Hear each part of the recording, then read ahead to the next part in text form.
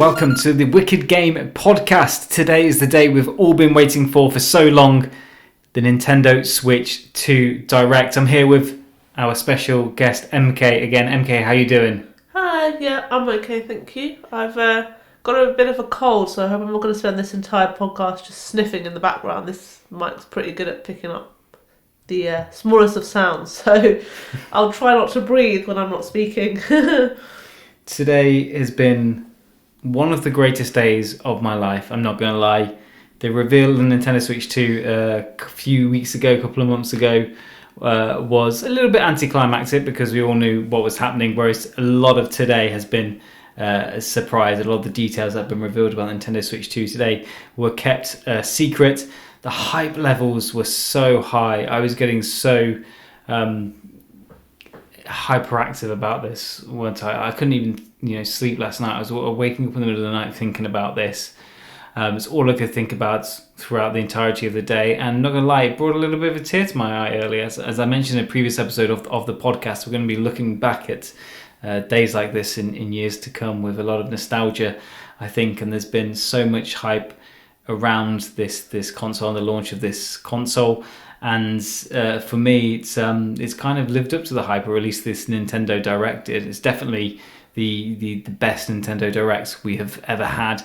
And I think the reveal of all the games and the features of it have given me more than what I could have ever hoped for, actually, for the Nintendo Switch 2 from a realistic perspective. What are your initial thoughts of the Nintendo Direct, MK? So I watched it on the YouTuber Beat 'em Up's channel sort of this afternoon. I didn't watch it direct, if you will, with Nintendo. I think they were streaming it on obviously a few places, but he's really, really good at hyping up everything. It was really interesting to watch him because he was just so excited about, everything he was just beyond, elated with every sort of little thing that they were announcing. So that was quite funny to watch. But and also I think the stream actually broke up halfway through, and I think he had a small meltdown about it. It was quite funny to watch as well. I wasn't sure if that was his streaming or the internet or whatever, but yeah, it seems interesting. I think there's a lot of features that I wasn't expecting. And obviously, I listened to this podcast, and I've seen a couple of things about the Switch, and I was sort of a believer of it's just going to be the same old with a new screen. But it looks like it's got a lot to play for. Again, pardon the pun. Great. So let's do a little bit of a deep dive now into the Direct itself and go over it bit by bit. So the Direct opened up with giving us a little bit more of a detailed look at the new Mario Kart game. Of course, we knew there was going to be a new Mario Kart that was revealed in the Switch 2 reveal trailer. We didn't actually see much detail about it during that reveal trailer. We now know that it's not going to be called Mario Kart 9 or even Mario Kart 10 as expected. It's going to be called Mario Kart World, and it is, or does look like it should be a open world game. There's similar sort of racing game style that is, Forza Horizon, which looks really innovative. And I think, Nintendo needed to do something different with this Mario Kart. Mario Kart 8 Deluxe was so comprehensive. It had so many different courses and different races. There's not really much you could have done to build upon that. They really did have to revolutionize, and I think they are revolutionizing with this new concept. Yeah, I think it's good. It's a different idea if it's going to be open world. I mean, how many sort of things can you do with a racing game? There's only certain things that you can improve on or change or make unique. So I think it's sort of like a natural progression, really. And, what I found really funny is all the little extras that you can do. I'll be interested to see what that open world means, though. Will there be sort of things to collect on the way? I'm sure there will be, or little character meets or whatever along the way. That'll be interesting. But it did make me laugh when it reminded me of you when it said that you could take photos with your friends. And it reminded me of that game you used to... I don't know if you used to play it or you wanted to play it, where you could take photos of Pokemon. Yeah, Pokemon Snap. Yeah, so I thought, maybe you'd love that. You like that little feature. But for me though, it does feel like it's going to be quite an intense game because it seems like you sort of are racing non-stop on different courses. So I'm interested to see how that plays out. But yeah. Yeah, so it looks like, so it will be an open world concept where essentially you will be driving to the courses and then racing during those courses. I think we were kind of speaking earlier, and we were a little bit concerned that maybe this will create a barrier for entry, maybe for some of the younger audiences who, are used to Mario Kart as it is now, where it's very kind of simplistic. A race starts and you race, and that is essentially it. Whereas this being more of an open world concept where you have to essentially drive around the map to get to a race course may create a little bit more of an extra challenge for a younger audience. I'm sure Nintendo have thought about this. I'm sure they know that the majority of the people buying and playing their games are a casual audience. So I'm sure they've thought this out, and I doubt it's going to be as complex as Forza Horizon. I say that as somebody who doesn't think that's a complex game, but for to a 6-year-old, that I imagine an open world racing game is quite complex. So next up, Nintendo finally revealed the mystery behind the C button on the new Nintendo Switch 2 console. It's been a mystery for so long now, and there's been so much speculation about it. My prediction was that it was going to be some sort of C standing for connect or connecting, so that it had a feature of being able to connect with your friends and perhaps stream content as well. And what we got was actually pretty similar to that. It was a feature called Game Chat, which allowed you to chat with your friends whilst you're playing the same game as well as playing different games, which I think is really innovative as well, because obviously how many times do you want to maybe speak with your friends but not play the same game as them because you're playing a single player game at the time and they want to play multiplayer or whatever. So I think that's a really fun feature. It also looks like you can stream your game and view other people gaming as well, whatever game that they're playing, which is again really fun. I assume that this would allow them to do streaming from the console itself, as many people know, if you want to stream directly to something like Twitch, which you can do on the PS5 and the Xbox. You can't currently do that on the Switch 1, but it sounds like this is maybe something that's going to be introduced for the Switch 2. Connected to that as well, they are introducing a new powerful microphone, it seems, that's going to be within the dock itself, and supposedly you'll be able to chat with people using this microphone, even if the dock is, I don't know, by the TV and you're sat all the way on the sofa. And apparently it even isolates your voice as well. And the example that they used in the Direct was somebody blending something in the background. Apparently you could still pick up upon that voice. I'm not entirely, what do you think, MK? I'm not entirely convinced that the quality of that microphone is going to be any good.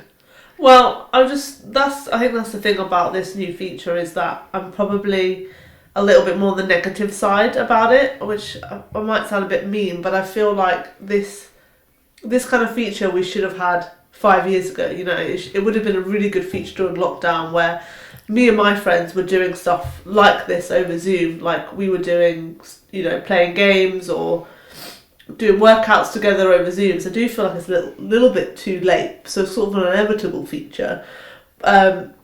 And I do feel a bit nervous about the mic situation, considering, when you're using Microsoft Teams, Zoom, Skype, that kind of thing at work, sometimes you struggle to hear what people say, and yeah. I appreciate that's to do with the laptop capability and blah, blah, blah, and maybe this is, a sort of higher quality or spec or whatever the technical terminology is for it. But I am nervous about it. I can't see how sitting, 2 meters away on the sofa, 3 meters away on the sofa. Yeah. Considering when you're playing a PlayStation, the mic is in the controller, and sometimes when we've streamed on Twitch, you can't really hear the person. No, the microphone and control is terrible. So. Side note: Skype is no longer existing. Oh. They shut it down, I think, last week or the week before. Shame, because they had the monopoly, didn't they, on this kind of thing. And Teams came out of nowhere, but this isn't a Microsoft. Anyway, I digress. I apologise. What I think will be interesting is being able to use this game chat function in handheld mode as well. I think it's one thing being sat at your TV screen, your sofa, streaming and talking to your friends. but I think it's a whole new level of like accessibility and enjoyment to be able to be sat in bed in the middle of the night and just chatting away with your mates whilst you're gaming, and even streaming that as well. I think that's going to provide a whole new level of freedom for people that want to do that. We also found out during this segment of the Direct as well that Nintendo will be releasing a specific camera to go along with the Switch that will work along with the microphone and the streaming services that they're going to be providing, so that essentially, so you don't need to work out a complicated way of attaching your own camera and streaming games that way. Essentially, Nintendo have done that work for you. I assume for quite a premium, but it will be easier for you to then stream games and video chat with your friends, but also stream that content as well to the internet too. What do you think of the camera? Again, I feel like I'm a bit negative on this section, but as you sort of said, I think it's another reason to splash out. I think it'll be really, really cool, game with your friends, see what they're doing. I said it's a bit like Twitch really, all in one, isn't it? Or streaming any sort of game online. I don't know whether, it's not clear yet whether they will be allowing automatic or connected Twitch streaming or YouTube streaming to this, or whether they just want people to just do it via the Nintendo platform. I guess we'll have to wait and see. I think what would have been really cool though, maybe this is thinking too much, but couldn't they have put the camera in the console so it's like an all one-stop shop? Appreciate if you're not sitting near it, probably the camera inside the console would have been good for handheld, but I feel like was something missed there? Could they have done, because you've got a Game Boy that's got a camera in, right?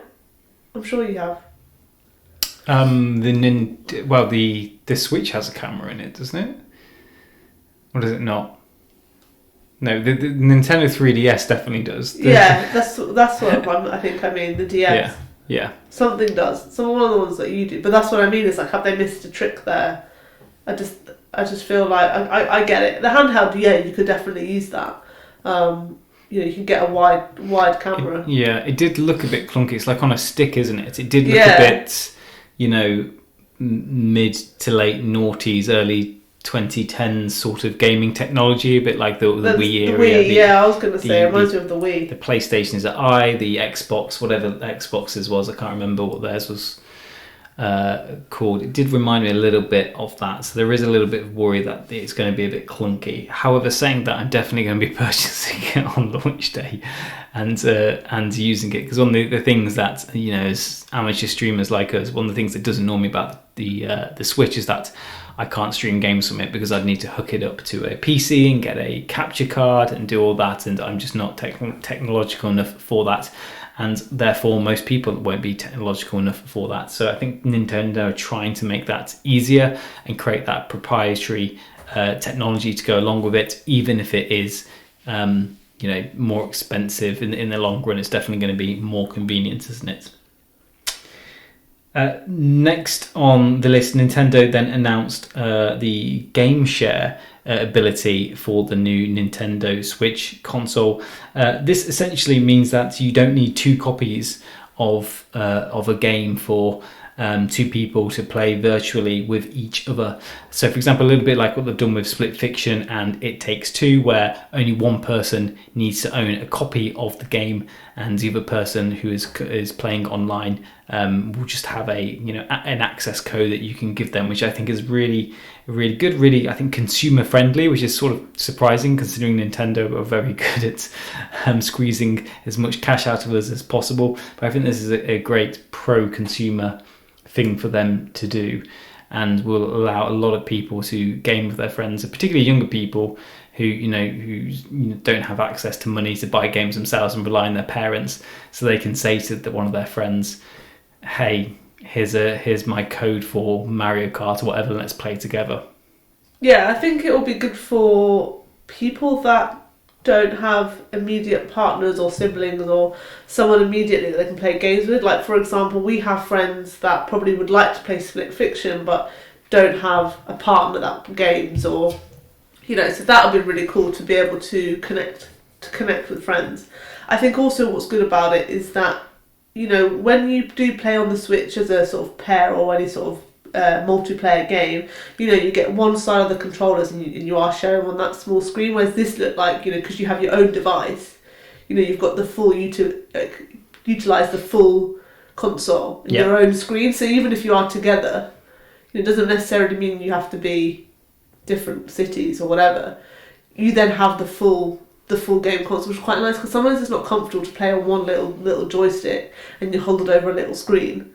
So it's quite nice that you get sort of the full spec to yourself. Yeah, I think the full experience. Good. Yeah, absolutely. Which is a pretty good segue actually onto the next feature that was featured in the Nintendo Switch 2 Direct, with regards to the screen and the functionality of the device. So it's going to be a 1080p display with up to 120 frames per second. We've got an LCD screen and HDR support.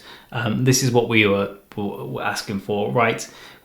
The Switch is the base Switch. The Switch 1 is basically a perfect console, with the huge caveat that it's completely underpowered and games can look like crap on it. It really needed to take a leap into the next generation. This is exactly what Nintendo are doing. I'm really looking forward to that. Games on this are going to look so good if they're fully optimized. And we're going to talk a little bit later about how they're going to be bringing some of the older Switch games up to standard with this new Switch console, and I'm really looking forward to that. We also saw more information about the mouse controls, which we all knew about from the previous Direct, but we got to see it in action today as well. I'm going to be honest, right? I love this, but it looks so clunky. It looks like an absolute novelty. You also can't really use it, presumably, unless you're sat at a table as well. Yeah, that was my initial thoughts. I mean, we'll come on to later, because they did show some of the games that they've already got that you can use it with. That was my initial thought was, so if I'm travelling in a car, if I'm a child and I'm sort of sat in the back seat and I'm playing my game, how would I do that? And that kind of springs to mind. Or even, to be fair, if you're sat on the sofa, you're not going to be sat comfortably playing, are you? Because you need a specific surface for that. I think Nintendo will say, if you were playing this game on another device, then you'd be using that. You'd be playing that on a device sat at a table on a PC. I didn't phrase that very well then either. Let me explain it even better. No, I get what you're saying. So these are PC games that you're going to be using the mouse for, right? So if you weren't playing on the Nintendo Switch 2, you'd be playing it on a PC at a table with the mouse. So I think they're trying to say, well, you can do the same thing now, but just with a Switch 2. And I mean, we didn't have a reveal for Baldur's Gate 3, but I really hope at some point we do get Baldur's Gate 3 ported onto the Switch 2 and make full use of that mouse function. It did look in some of the images, and one of the games that we'll discuss later. Trying to think of which one it was called. It was the wheelchair basketball game. Was it called Dragon Drive or something like that? When it showed the woman demonstrating how the function works with the mouse and with the gyroscopic tech as well, it almost looked like Naruto when they're doing those with their hand signs when they're doing the jutsu. It looks really good. It looks like we've never had that sort of motion sensor control from Nintendo or from any gaming company before until now. That looks really quite of a high standard. Still, in my opinion, a bit too clunky, and I'm probably never going to play any games that use that feature. But still, I'm glad it's there. There's a few other minor announcements today as well. 3D audio, great. Should expect that in these days. The kickstand on the handheld screen looks a lot more sturdier. Do you remember the tiny one that's on the base Switch? And do you remember when we propped that up in bed once to try and play Mario Party and just constantly fall over? So it's going to be a little bit stronger now, which is great. We always knew that there was going to be 2 USB ports on the device, one on the top, one on the bottom, and there's a lot of speculation about the USB port on the top. What could that be used for? Potentially a new clamshell design. So you have 2 screens and loads of ridiculous things, but it's going to be used for the camera, which obviously isn't as exciting as we're hoping for, but it's still something. We were also informed about the storage. It's going to be 8 times larger than a base Switch, so 256 gigabytes, and it's going to be a lot faster as well, which is good. And docked, we're going to get 4K resolution, which I'm very happy about. The Direct also then went on to talk about how it's going to be backwards compatible, which I believe we already knew it was backwards compatible, but not in the exact way. So the cartridges from the Switch 1 can be just used as normal in the Switch 2, which I'm very happy about. And there are going to be some upgrades to some of the Switch 1 games, which again, I can't wait. I can't wait to play games like Breath of the Wild. And Tears of the Kingdom in 4K. That's going to be really, really fun. Then we heard a little bit more about some of the games that are going to be launching for the Nintendo Switch 2. You completely missed one of the biggest functions that were different. What? Come on now, it's like What's you're that? not the gamer, I am. What's that? The magnetic controllers, which I know you probably touched on, but I that was sort of one of the things I really wanted to talk about, because really? Okay. I thought, great idea, but is that going to break in 2 minutes? Do you know what I mean? Like, I feel like, did you see the bit where it was talking about how deep it went into quite a lot of detail about where the magnets were inside the console? So the reason I didn't mention it is because we've talked about that a little bit in the past, and it really didn't add that much more in this Direct. However, the reason why I think they went into what you said about the detail about how the magnets connected is because a lot of people have been saying online, surely they're going to get snapped off. Yeah, that's what I mean. Surely they're going to get broken. Yeah. And so I think they were trying to show that, no, that's not likely to happen unless you go in there trying to break it. Yeah, I got that. I think for me, the way that the original Switch is, I struggle getting the controllers on and off as it is. Yes. I get nervous. So this should be a little bit easier. So this should be nicer in terms of just locking it on. Yeah, exactly. But I do get nervous about, is the magnet going to be, I say sustainable? Is it going to maintain its strength over time? And I also do worry about joystick drift as well. Because we had I don't think we had a significant issue, but I think we had some issues in a way. Yes, and the thing is, in the reveal trailer back in, was that January or February? I think it was January. They made a point of zooming in on the stick itself, and everybody assumed that was them hinting that they'd fixed Joy-Con drift. Then in this Direct we had today, everybody was waiting for them to talk about it, and then they just said they've just got a bigger joystick for it. Yeah, that's what I thought. That's what made me laugh. It was quite funny because everybody on the stream, because I watched the same stream as you with Beat 'em Ups, and everybody, he sort of held his breath to see what they were going to say about it, and they just said, just bigger joysticks, and it was like, oh, okay. is that it? But then I suppose they're not going to say in a big reveal trailer that, especially when they're still trying to sell Switch ones as well. Oh, by the way, there's this big problem with the first Switch console. So I don't know, but it was good to see a little bit more information about the technical side of the magnets. But at the same time, it was quite funny because clearly that was in reaction to a lot of people. Suggesting that they might get broken easily. And that's a pretty good segue actually into the gaming section of this Direct, because the first game that we saw that they presented was the sort of tech demo which demonstrated the magnets. This kind of annoyed me a little bit. So the game that they revealed first was called Welcome Tour, which seemed like a tech demo where you seemed to Was that a game? Yes, where you seem to be able to run around the console itself and see what the features were, right? It's essentially a tech demo, and we all thought, great, this is a packing game, right? This is going to come with the console. It seemed a little bit similar to Astro's Playroom on the PS5, which is again a bit like a fun tech demo to show off the features of the PS5 and the controller, and that obviously features quite heavily the console itself in that concept. And so I think everybody thought that this was going to be very similar. However, it's going to be it's not going to be a pack-in, it's going to be a paid-for game. So we're going to essentially have to pay money to play this tech demo. which is very frustrating. They should have just packaged it in. It's very annoying. Every time they package in a game, or the one time they've packaged in a game, it's always become a success. Look at Wii Sports, right? Yeah. Which is one of the technically one of the best-selling games of all time because it was a free packing game. I think they should have done the same with this. You didn't think it was a game. It didn't look like a game. It looked like an informational thing. Like, obviously I heard them say game, but I thought that was like part of the joke. Like, I didn't think it was an actual game that you play. I thought it was kind of like a demo game, as in when you first load up the console, it's the first 5 minutes you play a game, so it shows you how to use it. Not as in it's a game you buy and you can, complete. I thought it was just a fun way that they show you how to use stuff. So yeah, odd that you then have to pay for that. Yeah. I mean, inevitably what's going to happen is people are just going to look it up on YouTube and just watch to get the information they need. Yep. That's exactly right.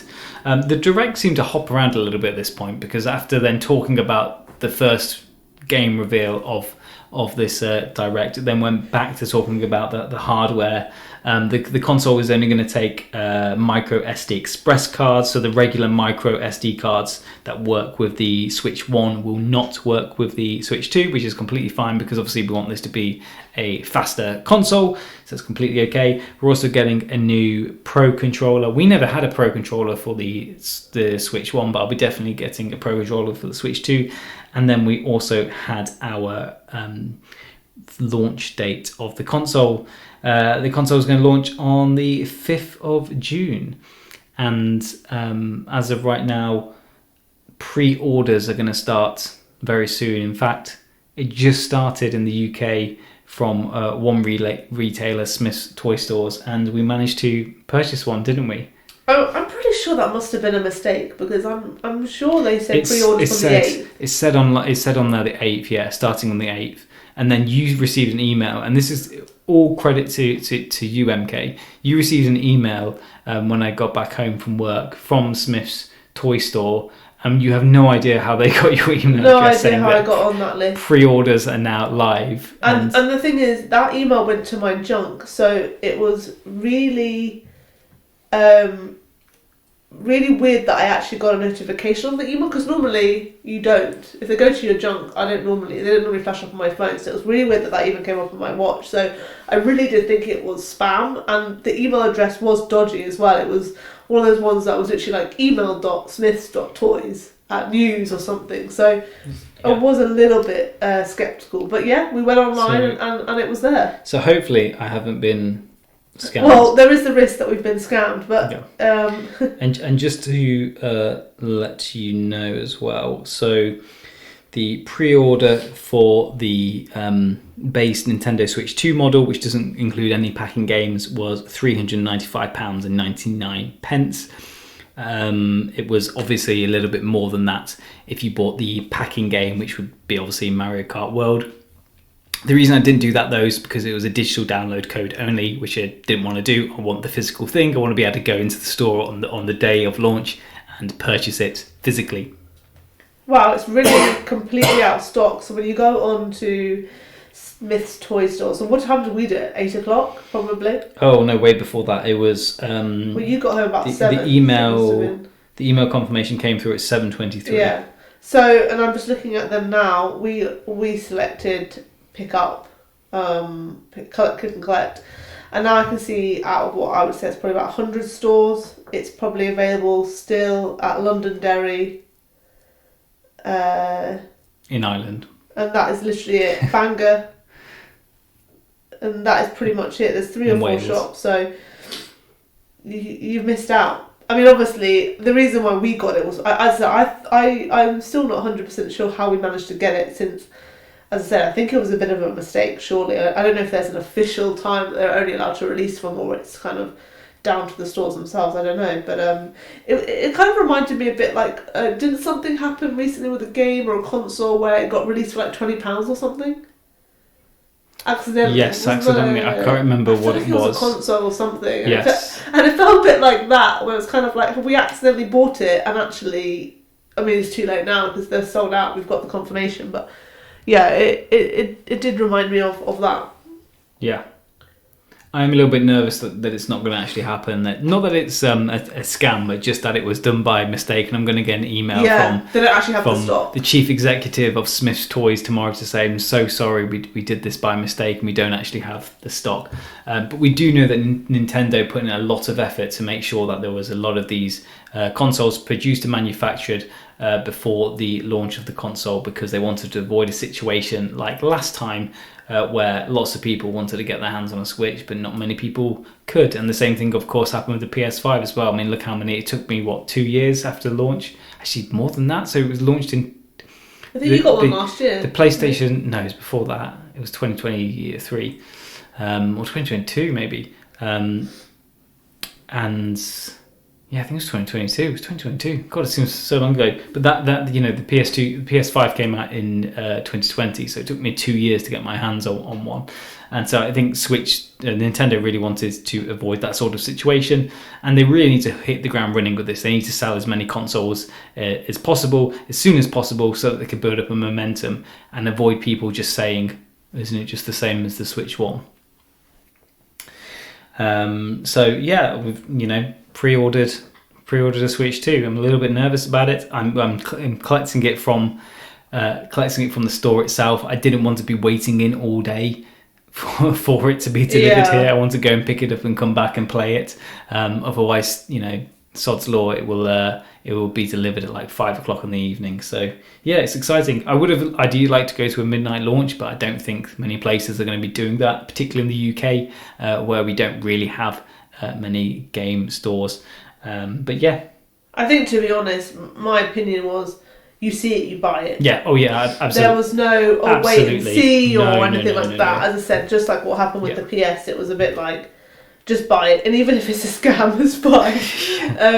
What's 350 quid? Well, exactly, between mates. But I 100% take credit for that, because if anybody listened to last time's podcast, probably about a month ago now, where I was 100% sole person in making sure that you had the original Switch, and now I'm the sole person that made sure you get the Switch 2, because if I hadn't seen that email, I don't even know how I got on the list, so who knows how, because I put myself on the Currys email list and some other email list to be notified. Yeah, I put myself on the HMV list and the EE list, because so EE is where I got the PS5 from. I really don't know how it happened. So yeah, 100%. I feel like what would have happened is, if I hadn't seen it, you would have been scrolling Reddit in bed tonight, and you would have come across a forum that was saying about how people already got their hands on the pre-order, and you would have been fuming. Yeah, I would have been. I would have cried. Yeah,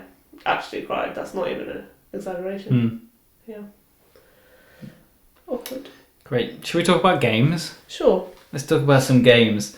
So we saw another sneak peek of Metroid Prime 4, which is good. We were informed that it was going to be running at potentially 60 FPS 4K HDR. I'm very excited about that. Can't wait for that game. I think that's going to be a launch game. If so, I'm definitely going to be playing that on day one. Probably before Mario Kart as well. We've already discussed a wheelchair basketball game, Dragon. I think it was called Dragon Drive. Well, I actually quite liked it. Really? Yeah, and I actually wrote down in my notes that I bet that game's is gonna split the community in terms of whether they like it or not. Yeah. Because I thought, really cool idea, and actually an idea that is like really diverse and inclusive for all types of people. That's really cool that people can. So we're not just looking at the norms here. We're really inclusive in terms of that, and I liked that. But I do think it's going to be divisive in terms of, well, why would I want to do that? Yeah, I don't think it's going to be fun to play. Personally, it also just looked a bit. The demo boring. was awkward. I have to say that I feel like the demo that they gave was very awkward, and I was a bit like, oh, this looks very clunky. I felt like this is going to be the ARMS of the Switch 2. And going back to what we said, the whole Surface thing is definitely going to... So I think this is one that's going to divide people. Yeah. The next game that was revealed, which I predicted back on my Switch 2 reveal episode, was Elden Ring, which I'm really excited about. I've been saying all along that the Switch or Nintendo needed to get Elden Ring as a launch title to demonstrate that this is a serious console. It can play current generation games, and you can shake off. Nintendo gives Nintendo the ability to shake off the criticism that they often get from the gaming community, like to gatekeep that Nintendo are just for, or Nintendo consoles, Nintendo games are just for kids. So I'm really pleased to see Elden Ring. I texted a friend about this as soon as I saw it, and their response is, as you could expect, yeah, but it's going to run like garbage. And yeah, that is the biggest worry. A few people on Reddit so far have said that it didn't look particularly optimized in the trailer that they showed us in the direct. However, I still have faith, and I'm still looking forward to being able to play Elden Ring on my new Nintendo Switch 2. We also had announcements about Hades 2, Street Fighter 6, Daemon X Machina, Split Fiction, of course, is going to be coming to the Switch 2. Tony Hawk's Pro Skater 3 and 4. Hogwarts Legacy, which is already on the Switch, but... Yes, well, actually, that's going to be really interesting because it's already on the Switch, which is a complete miracle. It doesn't run great on the Switch, as you can imagine, because it's a current gen game. However, they did do a brilliant job just to get it on there, and it will be really interesting to see the difference between the Switch 1 port of that and the Switch 2, and that will probably be the best comparison of what the Switch 2 can provide, because you really need that, you're comparing apples and apples there. Do you know what I mean? I would definitely buy that game. I think that Hogwarts Legacy is probably one of my favourite games of all time, and I would happily play that again. And especially on a handheld. You can play in bed. Then you can play it in bed. Flipendo. And Revelio. Wrong generation. But I definitely would play that. And I think especially with the mouse thing, I can see there being sort of new capabilities, new experiences, and I love that game. And I feel like there's different ways that you can take it to different choices, isn't there? Because it was not a massive sort of choice game, but there are some things. So there are sort of variances that I think you can do. Yeah. To sort of have a different gaming experience, a different story, pick a different house. Yep. For example. I mean, I'll always be Slytherin, I won't pick another house, but you could. Hufflepuff. The other game that I'm really super excited for is Tony Hawk Pro Skater 3 and 4, because that game, those Tony Hawk games were just, I love nostalgia games. I love playing games from my childhood. The noises of that game, those games are very nostalgic for me. So that's one I would love to purchase. Just even though for me those games aren't really about the skating, they're more about collecting things. And I love, if you guys know from the last podcast, I love games where I can collect things, collecting the bells, collecting the letters. Yep. That sort of stuff. And we enjoyed the remakes of 1 and 2, didn't we? Because we played it on the Xbox. Yeah. In like 2021, I think it was. I love that game. So yeah, I'm really happy for that. And I think it's really cool that some of these games you can purchase the upgrades, right? So you're not having to repurchase the entire game, but you can purchase. They're talking about purchasing the upgrades. Yes. I was about to get onto that. Yeah. So there will be upgrades to some of the current Nintendo Switch games, like Zelda Tears of the Kingdom and Breath of the Wild. They're going to be upgrading them, which is really exciting, and I can't wait, as I say, to play the likes of Tears of the Kingdom and Breath of the Wild in 4K. I've never actually finished Tears of the Kingdom, believe it or not. I feel like it's a sacrilege to admit that. I love Breath of the Wild. I just felt like Tears of the Kingdom, even though it was incredibly innovative, just sort of repeated a lot of what was already in Breath of the Wild. And so it was such a big game as well, and there was so much that I wanted to achieve that year from a gaming perspective, so I just never finished it. So I think this might give me a good excuse to jump back in to Hyrule and finally finish that game.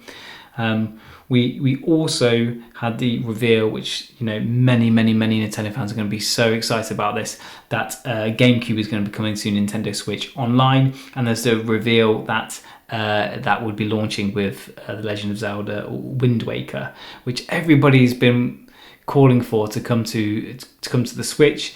And we all assumed that we would end up having to pay for it, right? That Nintendo wouldn't want to essentially give it away for free on the Nintendo Switch Online system. Appreciate it is a subscription service, so you do have to pay for it. I'm about to say, it's not free. but we all just assumed that Nintendo would never put that on there because, you know, if they sold that for £50 as a physical port, we would go out and buy that. But no, so I'm really quite impressed by that. Really happy with that. They're also going to be, did you notice, they will be releasing a Pro controller in the shape of the GameCube controller, which is so cool. Again, I want to buy that. I'm going to be spending a lot of money in one day come June. It's going to be great. A few other games that they announced as well that I'm looking forward to. Final Fantasy VII Remake. Again, demonstrating that this is a serious console and it can run current generation games. Cyberpunk 2077, same thing. There was Star Wars Outlaws. I don't really want to play that game, but you know, I'm glad that it's coming to the Switch again, demonstrating that it can play current generation games. We're getting Borderlands 4. And interestingly as well, there was a new game from FromSoft as well. I think everybody was expecting it to be Bloodborne and Bloodborne 2, but this is going to be a new exclusive IP from FromSoft, Duskbloods, which also looks incredible. I won't be playing that because I can't play these sort of games because they're too difficult, but still really excited for the community to have that game on the console. And then finally, the biggest reveal towards the end is that we're going to get a new Donkey Kong, which looked like essentially like Mario Odyssey or Breath of the Wild. It seems like an open world, a revolutionized version of a Donkey Kong game, which, you know, I'm not a huge Donkey Kong fan, but the fact that they're putting the effort to actually bring this up to modern standards is very exciting, and I definitely will be playing this game. Did that catch your eye, MK? I think it was just a classic smash and collect, from what I could see. Obviously, most of the trailer was just smashing into things, throwing things into things, burying into the ground, coming onto that. Yeah. I guess there'll be a narrative and a story of somewhere in there, but that's all I could really see was just smash and collect. Collecting bananas. Yeah, that would be the narrative. So that was pretty much it. So as I say, it was 6 minutes long. It was the longest direct that we've ever had by Nintendo. I'm really impressed with that launch lineup. We've got an open world Mario Kart, which is going to be, you know, a system seller. Let's be honest, Mario Kart 8 Deluxe is one of the best-selling games of all time. So, you know, an even better version of that, an open world setting, is gonna sell like hotcakes. So that's going to be the number one game to get a hold of on launch day. Having Elden Ring there as well to demonstrate to everybody that this is a serious console that can play current generation games, and, you know, try and persuade people away from maybe PlayStation or Xbox consoles. We're going to get that on day one, I believe, as well. We're going to have Metroid Prime 4 finally, the long-touted sequel to Metroid Prime 3, obviously. That's been in the works for like a decade now. And then, you know, a slew of other third-party titles that we were really missing from the start and the launch of the Nintendo Switch 1, because obviously at that point the Wii U had just completely failed and there was like essentially no third-party support for the Switch at the start. This is the complete reverse of that. May have been a little bit lacking in more first-party titles. Obviously, the new Donkey Kong, it looks incredible, and we'll be playing that. But there was a part of me that was hoping there was going to be a little bit more of an announcement of like a 3D Mario or something like that. I do think that is coming, and they don't want to, you know, put all their eggs in one basket straight away and use up all of that ammo now. They're probably saving a Mario, a 3D Mario to launch at some point next year, and so probably waiting to reveal that a little bit later. But yeah, there would have been maybe a little bit better if they could have got one or two extra first party games in there. But as a whole, you know, I'm very happy with this. You? Yeah, I mean, it's definitely got a lot more features than I thought. I mean, I was classic in the category of being like, it's just going to be a better screen, guys. I mean, it essentially is. Let's be honest. But that's what we wanted. That's what we needed. The Switch was perfect, apart from it was just underpowered. But I'm actually convinced it's more than that, because they have changed the capabilities of the controllers, giving you more features. Yeah. Okay, you might not like the mouse feature, and yeah, realistically, you're probably going to use it once the first week and never again. But they've given you something Yeah, new exactly. to do. We wanted a novelty. That's kind of what Switch 1 was sort of missing, apart from the ability to, switch. And I do like as much as I did moan about it, I do like the magnetic controllers. I always struggle putting ours We're back going to in. have so much fun just playing with them. I do worry that's going to break. And I do think there is a lot of, again, new functionality in terms of, I think the Mario Party, which I don't think we've mentioned.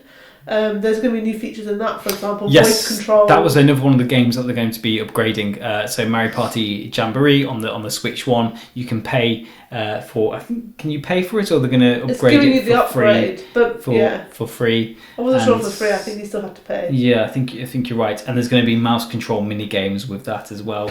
They're also introducing an update. I know we talked already about Zelda Breath of the Wild and Tears of the Kingdom, but they're also going to be introducing something called Zelda Notes, which essentially was like a GPS or Google Maps for Hyrule in Breath of the Wild and Tears of the Kingdom, which seemed quite interesting.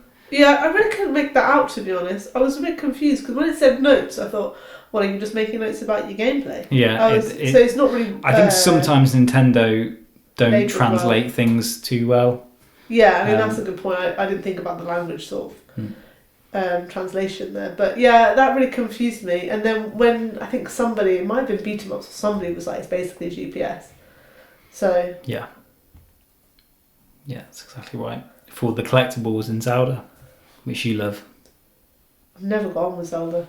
No, I mean the collectibles. Yeah, that's just one of the games that I've never got on with. But yeah, I think even I'm looking sort of... because I've even got in my notes, Zelda Notes, question mark.